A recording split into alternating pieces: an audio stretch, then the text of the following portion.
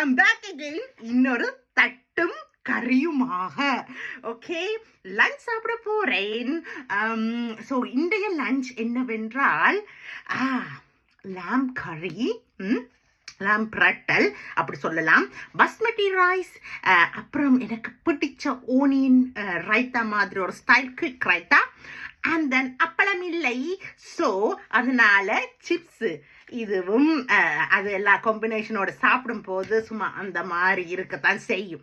Okay, அப்புறம் என்னவென்றால் இன்னும் கொஞ்சம் தெம்பு வாரத்துக்கு ஆரஞ்சு ஜூஸ்.